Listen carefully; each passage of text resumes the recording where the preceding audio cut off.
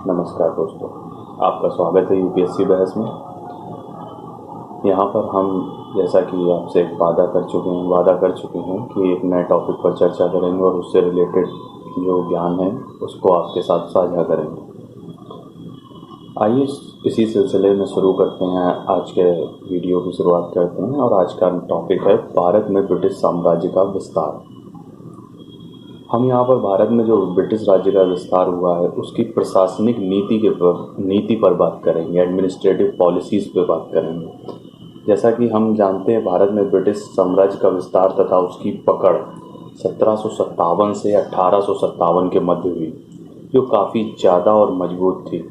इसका विस्तार दो तरीक़ों से हुआ। पहला, युद्ध के थ्रू ज़मीन को या टेरिटरी को कब्जा करना, और दूसरा प्रशासनिक नीतियों का जो उनके हथकंडे थे उसको अपनाकर उन्होंने किया, राजनीतिक तथा प्रशासनिक हथकंडों को अपनाकर। हम ये जानते हैं कि कैसे कोई भी युद्ध जीतने के बाद उस इलाके को हथियार लेता है। युद्ध जो भी जीतता है वो हथियार लेता है। आइए समझते हैं ईस्ट इंडिया कंपनी ने दूसरे पैतरे, जिसको हम प्रशासनिक नीति कहते हैं, उसके थ्रू कैसे भारत जैसे बड़े देश साम्राज्य को अपना गुलाम बनाया। इसमें शामिल है वॉरेन हेस्टिंग की रिंग फेंस की theory, ring of fence, Wellesley की सब्सिडरी अलायंस और आपकी लॉर्ड डलहौजी की डॉक्ट्राइन ऑफ लैप्स। ये तीन ऐसी पॉलिसीज़ थी जिसके थ्रू उन्होंने हिंदुस्तान जैसे महान देश को अपना गुलाम बनाया। आइए पहले समझते हैं रिंग ऑफ फेंस के बारे में। जब वॉरेन हेस्टिंग भारत का गवर्नर जनरल हुआ करता था तो उसने अपनी टेरिटरी को दुश्मनों तथा बाहरी आक्रमणकारियों से बचाने के लिए सुरक्षा के लिए फेंसिंग का प्रपोजल अपने पड़ोसी राज्यों को दिया, जिसमें वो ये करता था कि अपने जो भी उसकी टेरिटरी के पड़ोसी राज्य हैं उनको एक तरीके से आर्मी मुहैया कराता था, ये कह कर कि कोई भी बाहरी आक्रमण होगा उनकी राज्य पर तो उनकी सेना के बदले ब्रिटिश की सेना युद्ध करेगी। इसके एवज में उस राज्य को उस ब्रिटिश सेना के लिए जो मेंटेनेंस का खर्चा आता था वो आर्मी जो तैनात करते थे उसका उन्हें व्यय करना होगा। जो भी वहाँ का जो नेबरिंग आपकी जो पड़ोसी राज्य हुआ करते थे, ये एक बफर जोन की तरीके वर्क करता था ब्रिटिश टेरिटरी के लिए, और इसका इस्तेमाल मराठास और मैसूर के युद्ध में देखने को मिलता है।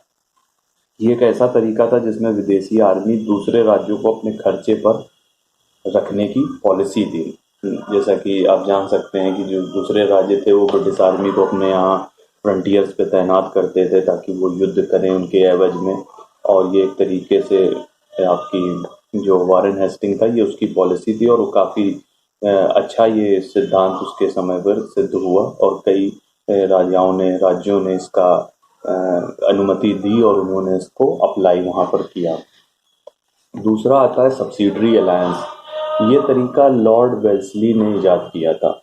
सब्सिडरी अलायंस एक ऐसा अलायंस था जिसमें जो राजा होते थे, जो भी ब्रिटिश कंपनी के जो अलाइड फोर्सेस थे, अलाइड जो स्टेट थे, मीन्स जो सहयोगी स्टेट थे, राज्य थे, उन पर ये जबरन अलायंस को थोपा गया था। इसमें होता क्या था कि सन 1798 से 1805 के मध्य जब लॉर्ड वेल्सली का जो गवर्नर जनरल हुआ करते थे तो उनको जबरन राज्यों को मजबूर किया जाता था इसे अपनाने के लिए, जिसमें ब्रिटिश फोर्स की मौजूदगी उनकी टेरिटरी में सुनिश्चित की गई, और इसके साथ ही उनके मेंटेनेंस का खर्च भी राज्यों को ही देना पड़ता था। ये जबरन था, आपको करना ही करना है, जो भी ब्रिटिश कंपनी के एलाई स्टेट हुआ करते थे।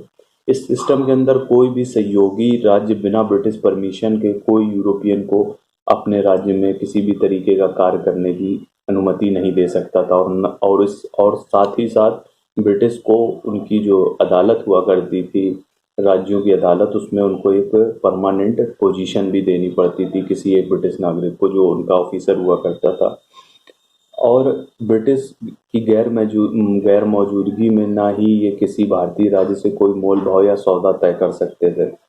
इसके एवज में जो ब्रिटिशर देते थे हिंदुस्तानी या भारतीय राज्यों को, वो ये देते थे कि वो बाहरी आक्रमण से इन राज्यों की सुरक्षा करेंगे तथा इनके इंटरनल मैटर्स जो होंगे उस पर ब्रिटिशर्स कोई भी हस्तक्षेप नहीं करेंगे। प्रोटेक्शन ट्रैप में सबसे पहला भारतीय राज्य अवध था जो इनके प्रोटेक्शन ट्रैप में फंसा। वो 1765 में फंसा था एक ट्रीटी के थ्रू।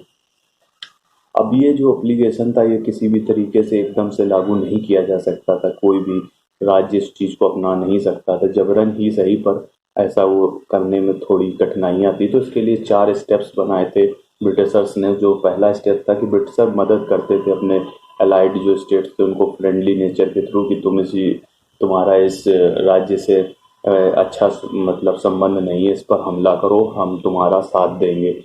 और ऐसा, और दूसरा स्टेप्स इनका ये हुआ करता था जब युद्ध होता था तो ये अपनी सेना को मैदान में तैनात कर देते थे और जो राज्य था उसकी ये दिखाते थे कि हम तुम्हारे दोस्त हैं, मदद कर रहे हैं। इस तरीके से वो उसका ट्रस्ट गेन करते थे, लॉयल्टी गेन करते थे। तीसरा पॉइंट इसमें था, तीसरा जो एप्लीकेशन का स्टेज था वो ये था कि ये इस तरीके से दिखाने के बाद ये उन राज्यों को ये चीज़ बताते थे कि अब उनको मैन की ज़रूरत नहीं, उनको मनी की ज़रूरत है। वो उन राज्यों से पैसा लेते थे, एक हैवी अमाउंट होता था उस समय के मुकाबले वो पैसा, जिसमें वो राज्यों को ये वादा करते थे कि वो उनके नागरिकों, उनके सैनिकों को एक ब्रिटिश ऑफिसर के अंदर एक अच्छे तरीके से इक्विप्ड, ट्रेंड पर्सनालिटी, एक सैनिक बनाएंगे जो उनके राज्य तथा उनके पर्सनल बॉडीगार्ड के रूप में और राज्य के सैनिक के रूप में एक अच्छा कुशल सैनिक बनाएंगे जो उनके लिए काम करेगा। इसके बदले वो एक बड़ी रकम लिया करते थे। और चौथा और मेन इनका एप्लीकेशन यही था सब्सिडरी अलाउंस को लागू करने का कि इसके तहत वो जब कुछ ऐसे राज्य हुआ करते थे जो इनके सब्सिडरी अलायंस में तो फंस जाते थे, लेकिन वो जो इसकी हैवी अमाउंट फी हुआ करती थी वो चुकता नहीं कर पाते थे, जिसके एवज में ये ब्रिटिशर्स उस राज्य की कुछ टेरिटरी को अपने कंट्रोल में ले लेते थे और वो कंपनी के कंट्रोल में आ जाती थी, जिससे उस राज्य का नुकसान होता था और धीरे धीरे वो राज्य ब्रिटिश का गुलाम हो जाता था।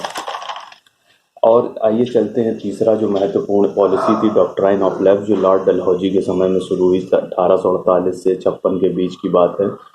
इससे संक्षिप्त भाषा में समझें तो इस पॉलिसी में ऐसा होता था जैसे कोई राजा का जो बेटा है या तो वो मर गया है या राजा का कोई बेटा नहीं है या राजा बेटा पैदा करने से पहले ही मर गया और उसका कोई संतान नहीं है, मेल कोई इशू नहीं है, तो जो अंग्रेज थे, ब्रिटिशर्स थे, उन्होंने पॉलिसी अपनाई। उन्होंने कहा कि ऐसा अगर होता है तो वो राजा का जो बेटा, गोद लिया हुआ बेटा होगा, वो राजा की प्राइवेट प्रॉपर्टी का तो मालिक होगा, लेकिन वो स्टेट का राजा नहीं बन सकता, राज्य का राजा नहीं बन सकता। और अगर वो बनता है तो वो ब्रिटिश की सहमंदगी से, जिसको हम लोग कहते हैं ना कि ब्रिटिश राजी होंगे, उनकी हाँ होगी तो वो राजा बनेगा, अन्यथा वो उस राज्य को कब्जा कर लेंगे ब्रिटिशर्स। ऐसा ही उन्होंने किया और ये कानून कंपनी ने महाराजा रणजीत सिंह की जो तरीके थे कब्जा करने के राज्यों को, उसके तहत निकाला था, क्योंकि महाराजा रणजीत सिंह ने कई छोटे हिस्सों को यही लैप्स की जो डॉक्ट्राइन ऑफ लैप्स की, लैप्स मीन्स मेल इशू ना होने की वजह से उन राज्यों को हथिया लिया था महाराजा रणजीत सिंह ने। और इस कानून का जो उद्गम माना जाता है वो हिंदू लॉ में माना जाता है। जैसे अगर किसी आदमी का कोई लीगल मतलब मेल इशू नहीं है तो वो कहा जाता है कि उसकी जो प्रॉपर्टी है वो ट्रस्ट में चली जाए। ऐसा कुछ प्रावधान थे आज से कुछ समय पहले तक। तो मतलब वहाँ पर भी कुछ स्पष्ट नहीं है हिंदू लॉ में कि क्या होना चाहिए, इनकन्क्लूसिव है वो मुद्दा। तो जो खुद का बेटा नहीं होगा तो वो उसका हकदार नहीं होगा, तो ब्रिटिश साम्राज्य उस राज्य को हड़प लेता था। ये इत्तेफाक था कि लॉर्ड डलहौजी के पीरियड में कई ऐसे राज्य हुए, कई ऐसे केस हुए जिसमें कि जो राजा था उसका कोई मेल इशू नहीं हुआ। तो इस तरीके से लॉर्ड डलहौजी ने ये डॉक्ट्राइन ऑफ लैप्स के थ्रू काफ़ी राज्यों को कंपनी के अंडर गवर्न करना शुरू कर दिया। इनमें कई राज्य, करीब 8 राज्य माने जाते हैं जो लॉर्ड डलहौजी के थ्रू अपनाए गए, लेकिन उनमें से 7 मेन थे, जिसमें से आपका सतारा को ब्रिटिशर्स ने 1848 में अपने अंडर किया और उसके बाद झांसी तथा नागपुर को 1854 सॉरी, जैतपुर जो बुंदेलखंड में उसको अपने अंडर में किया, सांबलपुर जो उड़ीसा में उसको अपने अंडर में किया, और आपका एक बगत करके जगह है मध्य प्रदेश में, उसको भी अपने अंडर में किया। तो ये 3 ऐसी पॉलिसीज़ थी जिसके थ्रू ब्रिटिशर्स ने हिंदुस्तान को गुलाम बनाने में, प्रशासनिक तरीके से गुलाम बनाने में बहुत बड़ा रोल अदा किया। और जैसा कि हमने बताया आपको कि पहला रिंग ऑफ फेंस और दूसरा सब्सिडरी अलायंस, और तीसरा आपका डॉक्ट्राइन ऑफ लैप्स। ये 3 ऐसी पॉलिसीज़ थी जिसकी वजह से देश के जो उस समय के राजा होते थे वो इनके प्रोटेक्शन ट्रैप में फंसते चले गए ब्रिटिशर्स के, और देश गुलाम हो गया। ये प्रशासनिक तरीके से। होप आई थिंक कि आपको हमारा वीडियो अच्छा लगा होगा, जानकारी अच्छी लगी होगी। आप हमारे वीडियो को लाइक करें, सब्सक्राइब करें, शेयर करें। तब तक के लिए हम आपसे अलविदा लेते हैं। कल फिर हाजिर होंगे एक नए वीडियो के साथ आपके सामने, और एक अच्छी रोचक नई जानकारी आपको देंगे। धन्यवाद।